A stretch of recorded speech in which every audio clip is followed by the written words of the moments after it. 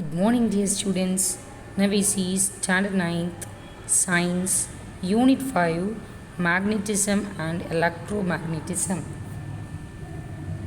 Have you ever played with magnets? Do you wonder why it attracts ion? Magnets are always attractive objects for the humans. In fact, famous scientist Einstein has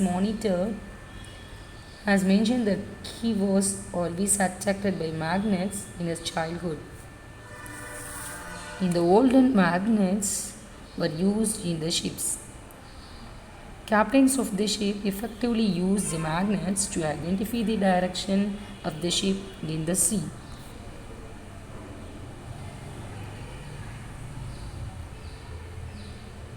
Magnets are of two kinds, that is natural magnets and artificial magnets. The natural magnets exist in nature. These kind of magnets can be found in rocks and sandy deposits in various parts of the world. The strongest natural magnet is lodestone magnet. The magnetic property in the natural magnet is permanent. It never gets destroyed. The lodestone were used to make compasses in the olden days. Artificial magnets are made by us. The magnets available in the shops are basically artificial magnets. In this lesson, we will study about properties of magnets, magnetic effect of current, electromagnetic induction and application of electromagnets. Now we will see about the magnetic field. Put a magnet on a table and place some paper clips nearby. If you push the magnet slowly towards the paper clips, there will be a point at which the paper clip jump across and stick to the magnet. What do you understand from this? From this activity, we notice that magnets have an invisible field all around them which attracts magnetic materials. In this space, we can feel the force of attraction or repulsion due to the magnet. Thus, magnetic field is the region around the magnet where its magnetic influence can be felt. It is denoted by B and its unit is Tesla. The direction of the magnetic field around the magnet can be found by placing a small compass in the magnetic field. Magnetic field can penetrate through all kinds of material, not just air. The earth produces its own magnetic field which shields the earth's ozone layer from the solar wind, and it is important for navigation also. Now we will see about the magnetic field lines. A magnetic field line is defined as a curve drawn in a magnetic field in such a way that the tangent to the curve at any point gives the direction of the magnetic field. They start at North Pole and ends at South Pole. In this figure, the arrow mark indicates the direction of magnetic field at points A, B, C. Note carefully that the magnetic field at point is tangential to the magnetic field lines. Now we will see about the magnetic flux. Magnetic flux is the number of magnetic field lines passing through a given area. It is denoted by pi and its unit is Weber. The number of magnetic field lines crossing unit area kept normal to the direction of the field lines is called magnetic flux density. Its unit is Weber by meter square. Do you know some sea turtles return to their birth beach many decades after they were born to nest and lay eggs? In his research, it is suggested that the turtles can perceive variations in magnetic parameters of Earth, such as magnetic field in intensity, and remember them. This memory is what helps them in returning to their homeland. Now we will see about the properties of magnetic line of force. Magnetic line of force are closed continuous curves extending through the body of the magnet. Magnetic lines of force start from the North Pole and end at the South Pole. Magnetic lines of force never intersect. They will be maximum at the poles than at the equator. The tangent drawn at any point on the curved lines give the direction of magnetic field. Now we see about the magnetic effect of current. It was on 21st April 1820, Hans Christian Ørsted, a Danish physicist, was given a lecture. He was demonstrating electrical circuits in the class. He had to often switch on and off the circuit during the lecture. Accidentally, he noticed the needle of the magnetic compass was on the table. It reflected whenever he switched on and the current was flowing through the wire. The compass needle moved only slightly so that the audience didn't even notice. But it was clear to Ørsted that something significant was happening. He conducted many experiments to find out the startling effect, the magnetic effect of current. After that, Ørsted aligned a wire XY such that they were exactly along the north-south direction. He kept one magnetic compass above the wire at A and the another under the wire at B. When the circuit was open and no current was flowing through it, the needle of both the compass was pointing to north. Once the circuit was closed and the electric current was flowing, the needle at A pointed to east and the needle at B to the west. This showed that current carrying conductor produces magnetic field around it. The direction of the magnetic line around a current carrying conductor can be easily understood using a right hand thumb rule. Hold the wire with the four fingers of your right hand with thumbs up position. If the direction of the current is towards the thumb, then the magnetic lines curl in some direction as your other four fingers as shown in the figure. This shows that the magnetic field is always perpendicular to the direction of the current. Let us see about the force on the current carrying conductor in a magnetic field. Lorentz found that the charge moving in a magnetic field in a direction other than the direction of magnetic field experiences a force. It is called the magnetic Lorentz force. Since charge in motion constitutes a current, a conductor carrying moving charges placed in magnetic field other than the direction of magnetic field will also experience a force and can produce motion in the conductor. In 1821, Michael Faraday discovered that the current carrying conductor also gets deflected when it is placed in the magnetic field. We can see the magnetic field of the permanent magnet and the magnetic field produced by the current carrying conductor interact and produce force on the conductor. If a current I is flowing through a conductor of length L kept perpendicular to the magnetic field B, then the force F experienced by it is given by the equation F equal to ILB.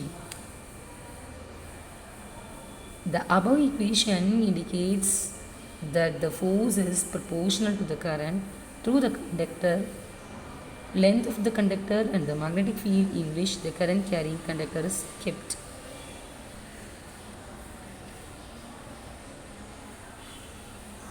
Now we will see about the Fleming's left hand rule. The force is always vector quantity. A vector quantity has both magnitude and direction. It means we should know the direction in which the force would act. The direction is often found using what is known as Fleming left hand rule. The law states that while stretching the three fingers of the left hand in perpendicular manner with each other, the direction of the current is denoted by the middle finger of the left hand, and the second finger is for the direction of the magnetic field. Then the thumb of the left hand denotes the direction of the force, the moment of the conductor. We will see about the force on parallel current carrying conductors. We have seen that the current carrying conductor has a magnetic field around it. If you place another conductor carrying current parallel to the first one, the second conductor will experience a force due to the magnetic field of the first conductor. Similarly, the first conductor will experience a force due to the magnetic field of the second conductor. These two forces will be equal in magnetic and opposite in direction. Using the Fleming left hand rule, we can find that the direction of the force on each wire would be towards each other when the current in both of them are flowing in the same direction. The wires would experience attractive force. However, if the direction of the flow of current is in opposite direction, then the force of each of the wire will be in opposite direction.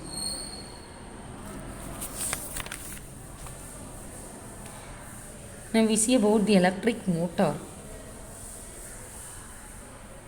An electric motor is a device which converts electrical energy into mechanical energy. Electric motors are crucial in modern life. They are used in water pump, fan, washing machine, juicer, mixer, grinder. We have already seen that when electric current is passed through a conductor placed normally in a magnetic field, a force is acting on the conductor and this force makes the conductor to move. This is a harness to construct an electric motor. To understand how a motor works, we need to understand how a current carrying coil experiences a turning effect when placed inside a permanent magnetic field.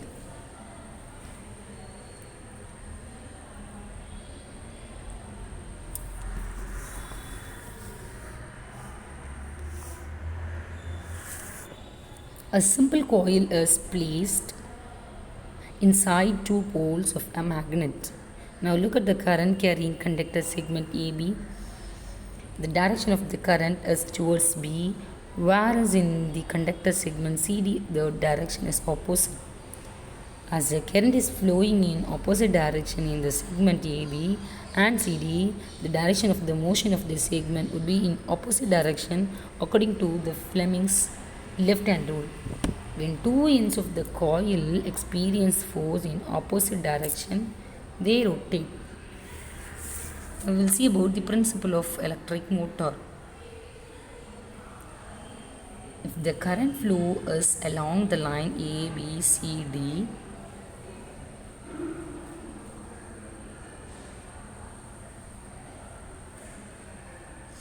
then the coil will rotate in clockwise direction first and then in anti-clock direction. If we want to make the coil rotate in any one direction, say clockwise, then the direction of the current should be along F, A, B, C, D in the first half of the rotation and along D, C, B, A in the second half of the rotation. To change the direction of the current, a small device called split ring commutator is used. When the gap in the split ring commutator is aligned with terminals X and Y, there is no flow of current in the coil. As the coil is moving, it continues to move forward, bringing one of the split ring commutator in contact with the carbon brushes X and Y. The reversing of the current is repeated at each half rotation, giving rise to the continuous rotation of the coil. The speed of rotation of coil can be increased by increasing the strength of current in the coil, increasing the number of turns in the coil, increasing the area of the coil, and increasing the strength of the magnetic field. Now we will see about the electromagnetic induction. In 1831, Michael Faraday explained the possibility of producing an EMF across the conductor when the magnetic flux linked with the conductor is changed. In order to demonstrate this, Faraday conducted few experiments. Now we see the experiments one by one. Now we see the first experiment. In this experiment, two coils were wound on a soft iron ring. The coil on the left is connected to a battery and a switch K. A galvanometer is attached to the coil on the right. When the switch is put on at that instant, there is a deflection in the galvanometer. Likewise, when the switch is put off, again there is a deflection but in the opposite direction. This proves the generation of current. Now we will see the next experiment. In this experiment, current is generated by the movement of magnet in and out of the coil. The greater the number of turns, the higher is the voltage generated. Then the last experiment. In this experiment, the magnet is stationary, but the coil is moved in and out of the magnetic field. Here also current is induced. All these experiments, Faraday to conclude that whenever there is a change in the magnetic flux linked with the closed circuit and EMF is produced, the amount of EMF produced varies directly as the rate at which the flux changed. This EMF is known as induced EMF, and that phenomenon of producing an induced EMF due to the change in the magnetic flux linked with the closed circuit is known as electromagnetic induction. Now we will see about the Fleming's right-hand rule. Stretch the thumb, forefinger and middle finger of your right hand mutually perpendicular to each other. If the forefinger indicates the direction of magnetic field and the thumb indicates the direction of the motion of the conductor, then the middle finger will indicate the direction of induced current. Fleming's right hand rule is also called generator rule. We say about the electric generator. An alternating current generator consists of a rotating rectangular coil ABCD that is called armature placed between the two poles of the permanent magnet. The two ends of this coil are connected to two slip rings S1 and S2. The inner sides of these rings are insulated. Two conducting stationary brushes B1 and B2 are kept separately on the rings S1 and S2 respectively. The two rings S1 and S2 are internally attached to an axle. The axle may be mechanically rotated from outside to rotate the coil inside the magnetic field. Outer ends of the two branches are connected to the external circuit.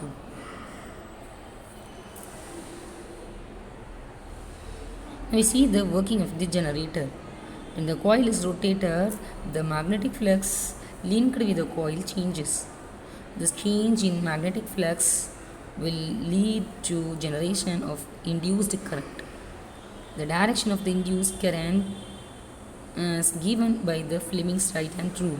It is along A, B, C, D in the coil and in the outer circuit it flows from B2 to B1. During the second half of the rotation, the direction of the current is along DCBA in the coil, and in the outer circuit it flows from B1 to B2. As the rotation of the coil continues, the induced current in the external circuit is changing its direction for every half of the rotation of the coil. To get a direct current, a split ring type commutator must be used. With this arrangement, One brushes at all times in contact with arm moving up in the field, while the other is contact with arm moving down. Thus, a unidirectional current is produced. The generator is called DC generator. Now we see about the transformer. The transformer is a device that is used for converting low voltage into high voltage and high voltage into low voltage. It works on the principle of electromagnetic induction. It consists of the primary and secondary coil insulated from each other. The alternating current flowing through the primary coil induces the magnetic field in the iron ring. The magnetic field of iron ring induces a varying EMF in the secondary coil. The formula pertaining to the transformers are number of primary turns Np, that is divided by number of secondary turns Ns, that is equal to primary voltage Vp divided by secondary voltage Vs. Number of secondary turns Ns, that is divided by number of primary turns Np, that is equal to primary current Ip, that is divided by secondary current Is. Now we will see about the application of the electromagnets. Electromagnetism has created a great revolution in the field of engineering applications. In addition, this has caused a great impact on various fields such as medicine, industry, space, etc. Now we see the first application, that is speaker. Inside the speaker, an electromagnet is placed in front of the permanent magnet. The permanent magnet is fixed firmly in the position, whereas the electromagnet is mobile. As pulse of electricity pass through the coil of the electromagnet, the direction of its magnetic field is rapidly changed. This means that it is in turn attracted to and repelled from the permanent magnet, vibrating back and forth. The electromagnet is attached to a cone made of a flexible material such as paper or plastic, which amplifies these vibrations, pumping sound waves into the surrounding air towards our ears. The next one is magnetic levitation trains. Magnetic levitation is the method by which an object is suspended with no support other than the magnetic fields. In maglev trains, two sets of magnets are used.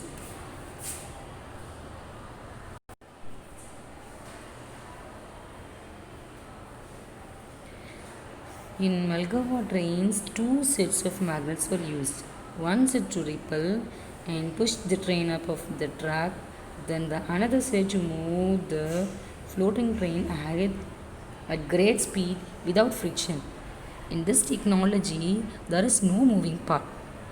The train travels along the guideway of the magnet, which controls the train's stability and speed using the basic principles of magnets.